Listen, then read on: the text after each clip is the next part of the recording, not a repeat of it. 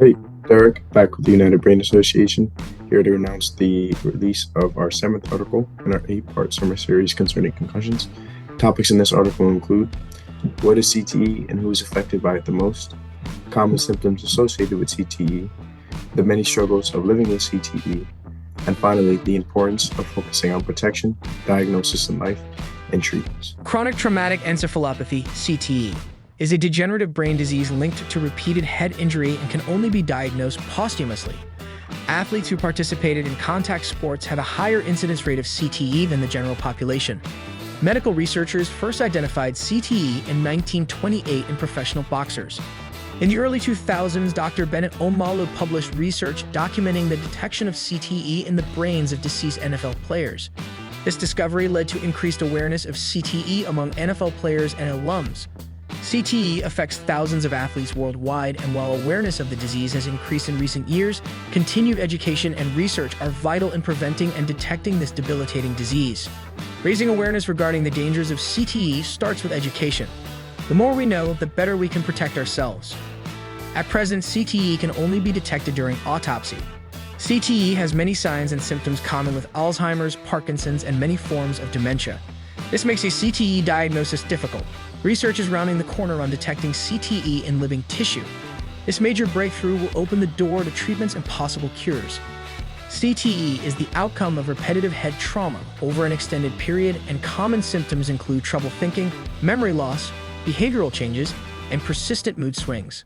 While concussions are the leading cause of CTE in athletes, it is essential to note that approximately 20% of people diagnosed with CTE never had a single recorded concussion. In her TED Talk, Dr. Emer McSweeney explains the danger of subconcussions, an injury that involves a much less severe head impact and causes no symptoms but still damages brain cells.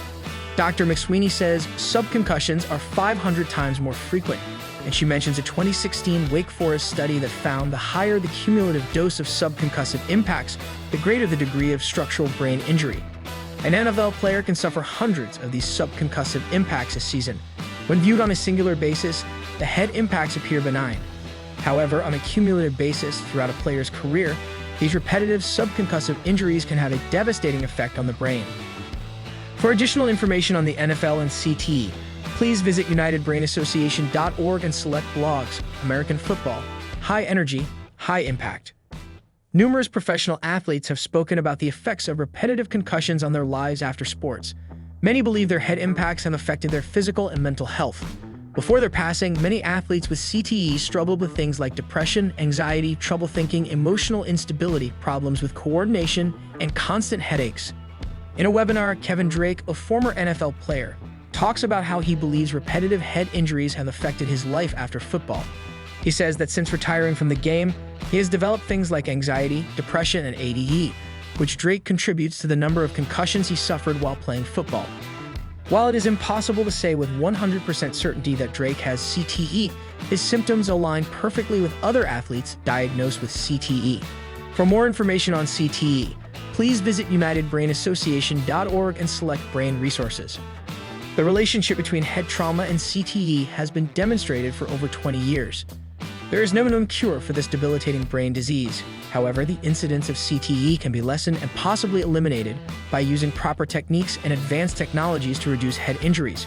For additional information on technique and technology, please visit UnitedBrainAssociation.org and go to blogs, Technique, Technology, and Concussions. Research is progressing in the field of in-living diagnostics, and treatments are also being developed. Awareness of the long-term impacts of repetitive head injury is a key step in prevention. Post-concussion protocols continue to improve the identification and treatment of head injuries, but they are only as effective as a player's desire to follow them. Adhering to these protocols also applies to parents and coaches. It's everyone's intent to make contact sports as safe as possible, both for the players of today and the sports alums of tomorrow.